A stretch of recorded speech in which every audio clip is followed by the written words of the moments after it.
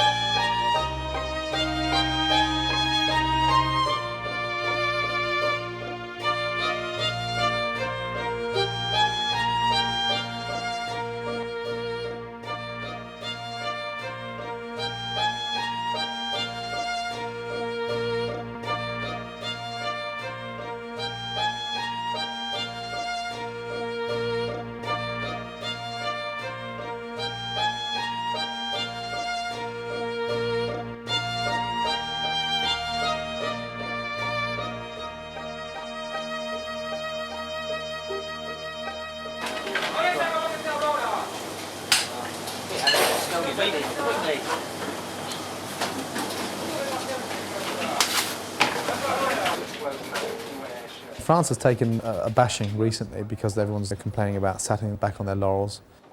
I've learned from their mistakes, and having an a la carte menu that doesn't change, that's not exciting, because people then dish that hasn't developed. They see the same menu, they recognise, and there's no advance, because every time you go to eat at these kind of establishments, it should be better. Oh, look at them. They're beautiful. Why do you open the trees on the morning? They are delicious. These are start of the season, these ones. Perfect with some scrambled eggs. Changing the menu is important, very, very important. As you know, we have regulars that have been with us from day one, and we had a customer in for lunch today, a very good customer, and I didn't know what to actually cook for him for the first time. And so, you know, we were really up to our eyeballs in it today, big time. Everyone was arriving late, and I got these pig trotters. I sliced them very thinly. They've been braised and stuffed with ham and foie gras. And I sliced them, sautéed them, and then we were sending 6 main courses at that particular time. And you know, I got upset, but it wasn't my staff's fault because no one else knew what I wanted. So I was just running around, and I was saying, "Pass me the quail eggs," and they're saying, "Well, I could just see them now," thinking about it now for the first time ever, thinking, "What do you want quail eggs for with the big trotter?" You know? And then I asked for the white truffles. So I started shaving this truffle all over this fried quail's egg, and then I put the pig's trotter underneath it. Then I put a little bit of creamy vinaigrette around the outside, and yet no one was up with me, and they didn't know what I was doing, so it was pandemonium. But then I sent the dish, and I thought, Christ, that was all my fault. And I looked down the stairs, and the kitchen is turmoil, finished. I mean, there was crap everywhere, and there was pans and plates, and oh, it was a nightmare. And I suppose that's my problem, because yes, I can communicate, but until I know what I want, I won't tell anyone. Lawrence, give the floor that soup, please. If I go through a period of 2 or 3 weeks and I'm not developing, I get frustrated. I feel lazy, and I'm a very self-disciplined person, and I'll put myself through some serious disciplines, and if I don't create and don't do something different, I feel that I've let my customers down and my staff down, because they're there for that. they want to see that. And it's just important to develop, because I don't want to do a tarte tatin like Gavroche. I don't want to make lemon tarts. I don't want to make a parfait of foie gras. I want to do something different, constantly different. That's where I get my excitement from. If I don't do that, I feel that everything starts to become boring. And I'm not in it for that, really. You know, I'm not there to sort of walk in for an hour a day, check things, walk off, and start going to launches and sort of parties and openings and being seen, you know, in the back of the Evening Standard every week, or, you know, appearing in Hello, really. Reverting back, which I still do from time to time, back to day one on the menus, you know, we had things like cod, baked cod. We had things like brill on the menu. We had lots of leeks everywhere, lots of soups, artichoke soups, lentil soups. And when you're sat there, £18 for dinner for 3 courses, you haven't got a huge budget. And that's why I don't think, you know, any young chef in today's sort of economic climate should lose the plot with foie gras and truffles and caviar and sea bass.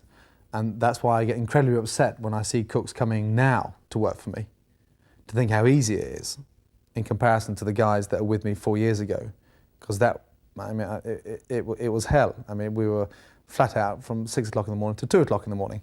And there was 3 occasions in the first 6 months that we actually slept there and stayed there and physically slept. Went across to the gym during the morning, had a shower, got changed and came back. And we looked awful. We looked like drug addicts. And I look at the pictures sometimes, I think, Christ. And that's where the respect comes through, when we've got a piece of cod, and that's it. And you've got maybe some lentils and some bacon, some onions, and then you start thinking about some, you know, some basil pommes puree. And that's how you start to develop a menu on your basic raw ingredients.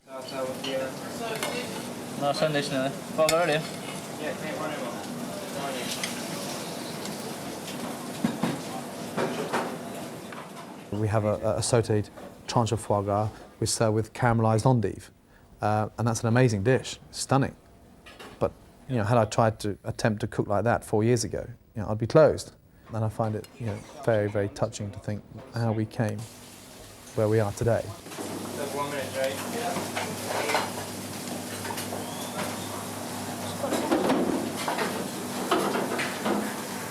Go, go.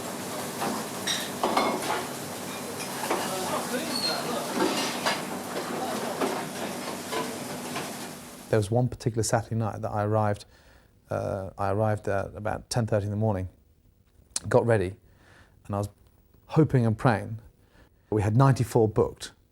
I was just hoping and praying that they would never all confirm. And I couldn't sleep, I couldn't rest, I couldn't swim, and I stayed there. And then we finally got a cancellation, and we went down to 90 covers. And it started at 7 o'clock, and the last table came in at 11:15. Now, 90 covers is something now that we do over 2 days, and not one night, but we needed the money, we had to get financially secure, we needed the cash flow, and yeah, we took the money. This is an escallop of salmon, which is going to be poached in a nage, but a very fragrant nage, a nage of fresh basil, coriander seeds, and some star anise shallots. The salmon here has been filleted, it's been skinned, and the important part of this salmon is identifying the fact that, you know, what way is this up? Is this the skin side? Is this the top? Because we've removed all the bloodline, and that's the important part. There's nothing worse than having poached salmon, which has got its skin on, and horrible congealed bloodline, which is not a very pleasant texture to eat. So that's going to be poached inside a nage, as we know, which is our vegetable stock. Huge pot of vegetables, carrots, leeks, celery, asparagus trimmings, brought up to the boil, cooked for 10 minutes, then infused with white wine, coriander, herbs like thyme, basil stalks, flat parsley, and then once that stock's actually cooled down, we slice lots of lemon and put lemon on top just to give it that little bit of strength, acidity, and a bit of bite to the stock. As always, very generous on the seasoning. Both sides again. And you can see these scallops have been evenly cut, so therefore the actual cooking process will be even throughout. And that's the important part, that we haven't got one end completely overcooked and the centre pink. The whole thing throughout is going to be served pink. In our pan, we're going to fill it with our Narge stock. Just bring that up to the boil. Just to make the stock a little more exciting, second time round, we're going to put this wonderful, fresh, fragrant basil inside. Like so. Generous on the basil. A few crushed white peppercorns. Great when you've got a solid service like this, because you can really crush your peppercorns. Every time I crush these peppercorns, I think of a certain food critic called A.A. Gill, hoping that these corns are his head one day. So crushed pepper in like that, into the stock. Shallots, again, my favourite shallot being the banana.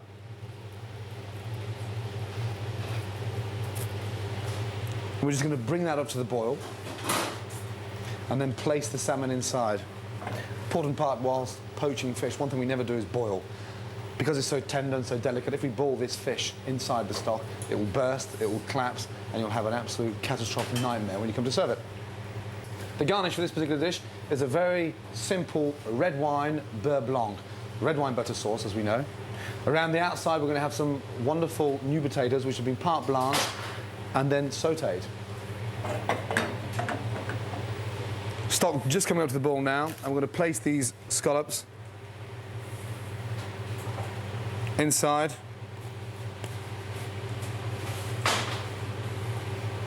Like so.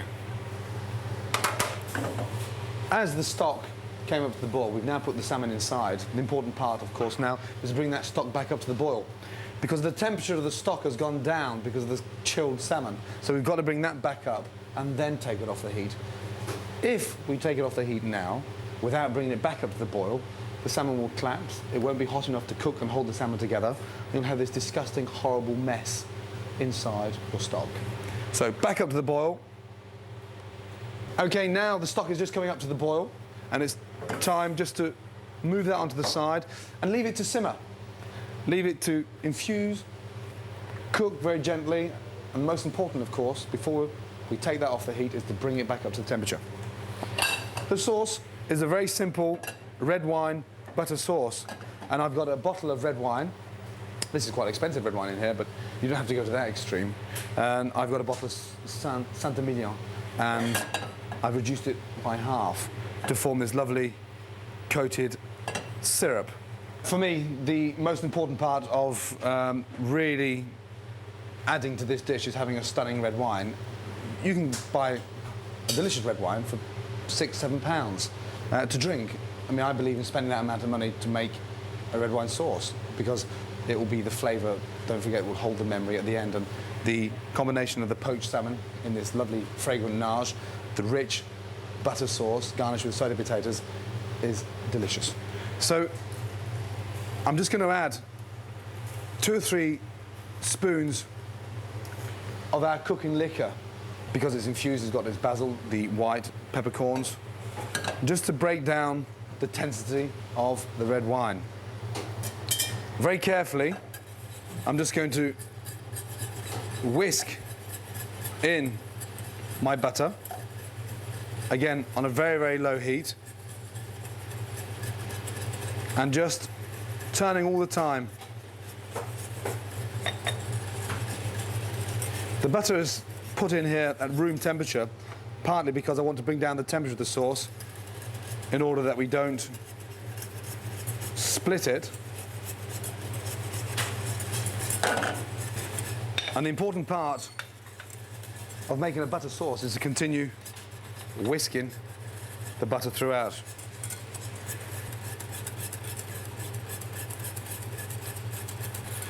Okay,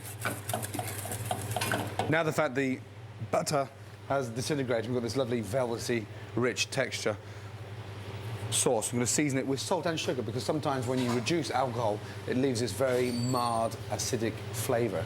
So just to compensate for that, we're going to sprinkle the sauce with a very fine granulated sugar. Taste. It's very pungent, very strong, and it needs something very soft and mellow, like the salmon, to add contrast to that kind of flavour, because it's a very strong, rich sauce. This sauce here is adequate for 6 or 8 servings. Of course, if you were 2 or 3 having dinner, then reduce half a bottle of wine down to a syrup.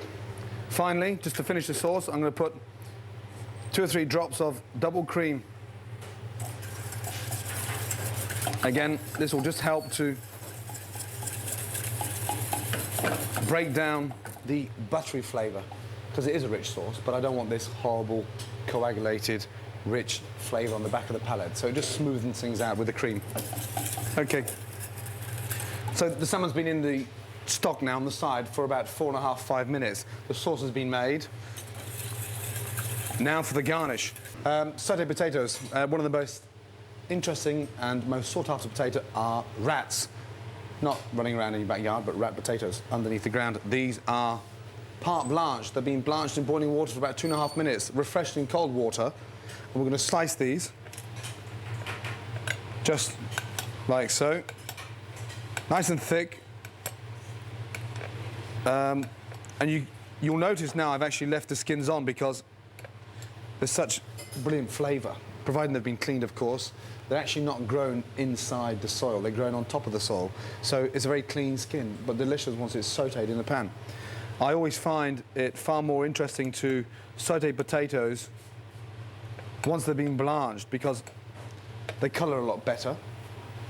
They're half cooked, so therefore, rather than becoming too crispy outside and raw in the centre, they're going to be warm in the centre and crispy on the outside, this wonderful golden brown texture. So, cut like so. Again, back to the non-stick pan. That's the salmon now just starting. You can just feel it, and there's a slight spring back there. You can see it's just slightly raw still. It's tepid. It's about 75 degrees there, and it's just nice because it's about 3 or 4 minutes away from being cooked. Olive oil into the pan. Smoking, that's the important part. Potatoes, which we sliced in like so. Again, very generous on the season for the potatoes. I think it's important to have a very good quality olive oil, especially for roasting, sautéing, caramelising. You can use a good sunflower oil or vegetable oil, but to really give it that maximum of flavour, to really identify the texture, the colour of the potatoes, then use a small touch of very expensive olive oil, because long term, it's certainly worth it. Okay. Touch more colour. And the interesting thing about part boiling the potatoes is the fact that all this can be done in one stage. The salmon can be put into the stock, leave to cook. The sauce can be finished with the butter. And then the potatoes in a non-stick pan, sautéed in olive oil. There's another lovely, crispy, golden top. So turning over the potatoes, and see the lovely colour of them now with their skins on.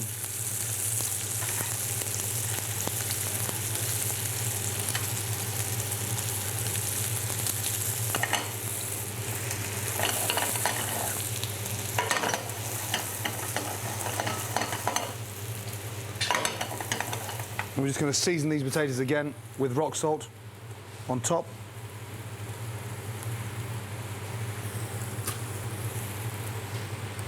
Like so. And then we're going to take them out, drain them onto a greaseproof paper, just to get rid of that excess fat. Like so.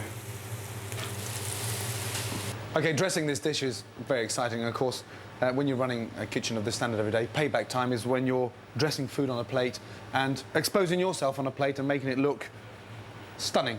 But never to forget, of course, it's the flavour that holds the memory. If I was doing this at home, then of course I'd simplify it in a little detail, but not in a great way, because it's important presentation. The garnish, very quickly, is picked watercress leaves, like so, just removing those big stalks and just concentrating on mainly the leaves. Watercress has a very peppery and a very intriguing flavour, so when we dress this salad with a classic vinaigrette, we're only going to season it very lightly but with no pepper. Very carefully mix the watercress leaves like so. Potatoes just in the centre, around in a circle, and that's going to be our base. On top of the potatoes, we're going to have our dressed watercress leaves, which have been very lightly glazed in vinaigrette, remembering there's no pepper. They're almost wilted because it's going on top of a warm sauté potato. Salmon, very carefully, we're going to take it out of the stock, drain it on some paper, reglaze the top of the salmon. As you can feel it, it's warm, it's cooked very pink inside, and it has this wonderful soft texture. We're just going to drain the excess juice around from the outside because we're going to sit that on top of the watercress and the potatoes. Very carefully on top, then look for some nice leaves just to garnish. Run them inside the vinaigrette. And then finally, of course, we're just going to drizzle our red wine sauce, our red wine butter sauce, around the outside of the plate. Very small amount, doesn't need lots. And then cut that beurre blanc with a very light vinaigrette. And we have our poached salmon sat on a bed of sauté potatoes with wilted watercress and the red wine butter sauce.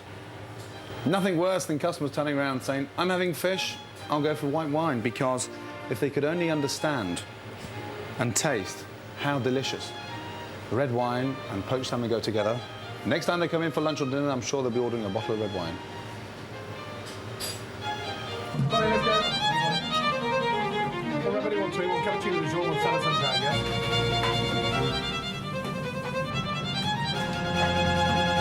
Too bad, too big, one pigeon.